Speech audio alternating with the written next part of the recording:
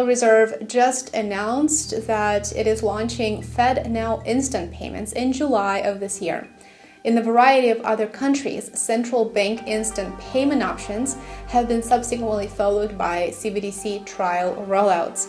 This is just several months away and nobody seems to know much about it. FedNow instant digital payments are about to change the banking sector this summer. TD Cowen analyst said, FedNow will represent a material change in how consumers use electronic money. He believes that nearly every bank and credit union will offer the service, with most coming on board over the next year.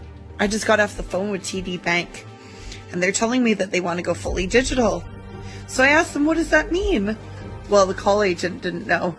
So I escalated it to the supervisor, and the supervisor didn't know. So I escalated it to a manager. Guess what? The manager didn't know what that meant. They just know that they're going to go fully digital and they don't know what it entails.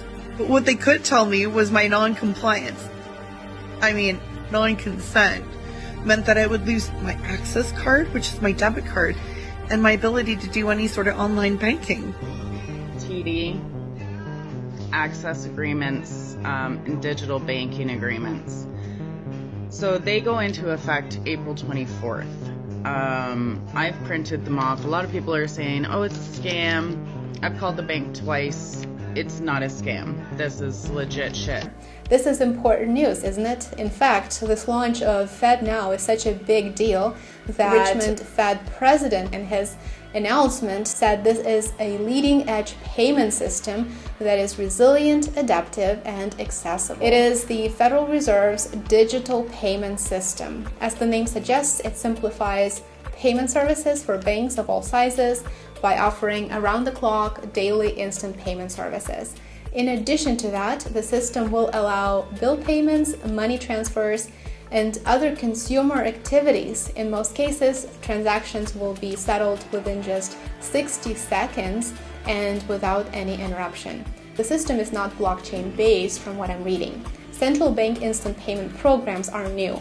In fact, the sector was valued at $100 trillion back in 2021, and we can only imagine its valuation in 2023. FedNow, an instant payment platform, is effectively a step toward CBDC implementation. CBDCs and financial privacy, as you already know, by definition cannot coexist. Government payments like those that were issued in the early days of COVID pandemic would have been credited to accounts immediately, rather than the days it took to reach most people.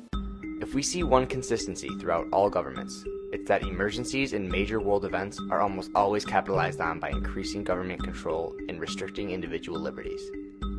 9/11 brought the Patriot Act and civilian surveillance jumped to a whole new level. The government's reaction to COVID forced hundreds of thousands of businesses to close their doors. Curfews are implemented, lockdowns enforced. These major world emergencies almost always mean increased government power. China already uses a social credit system where technology tracks everything you do and rates you based on your decisions. Criticize the government, and they'll take away your ability to travel.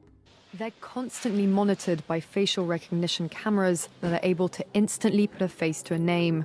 Now the Chinese are also ranked, given a mark out of a possible 950 points. It's aggregating data gathered by banks, private companies, and the state to rate if someone's a good or bad citizen. In China, if they criticize the government, talk shit about anything, like you can't buy plane tickets. You're not going anywhere. This is already happening in the United States. If you have a website that is too conservative, too crazy, whatever, then you can't get a bank account. You can't use any of the payment systems. They literally debank you so you can't receive money. If you have a podcast or you do anything with advertising, that is a wedge. People will go after your advertisers and use that as a wedge. Well, you know what that's like. Yeah. To bring you down. It's already kind of here. That's not a good thing. We have to resist that. So I never seen this. Check it.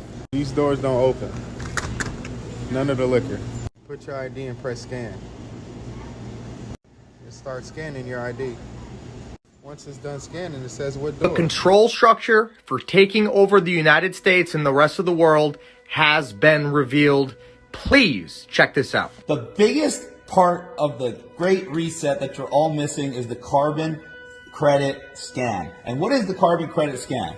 This is where they're telling you where they want to monitor, track, and trace every so-called kilogram of CO2 that you emit. And they say the global average needs to be 2 tons per person per year. And you're using 16 tons per person per year, which means your activity has to go down by 800%. So how do they plan to do that? Well, first of all, they got the new first MasterCard in the world that is going to show a carbon allowance for every single purchase you buy. And to make sure that everything has a so-called carbon credit, food, when you buy food now, if it's vegan, it's going to show you this nice low score of only 1 kilogram, 1.3 kilograms of CO2 per serving. Now, meat will be off the chart, so that's going to be a no-no.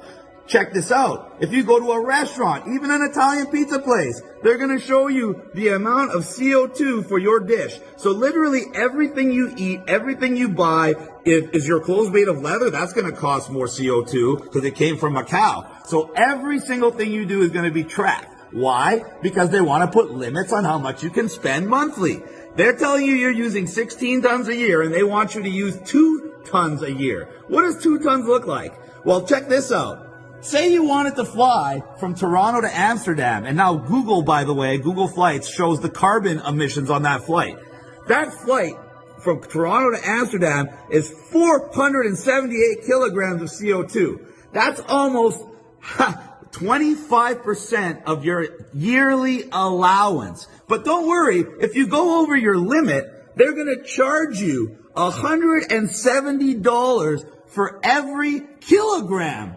For every kilogram of carbon credits you need. This is how they're going to control where you go, how you're going to get there, what you can buy, what you can eat, who you can see. And now imagine that in a world without cash. And imagine that in a world where the government gets to control every single transaction. And this is why they're constructing 15-minute cities, aka prison camps, because when they put these carbon credit allowances into these cities, they're going to have you on perpetual lockdown like they did with COVID without having a virus. Thank you, everybody.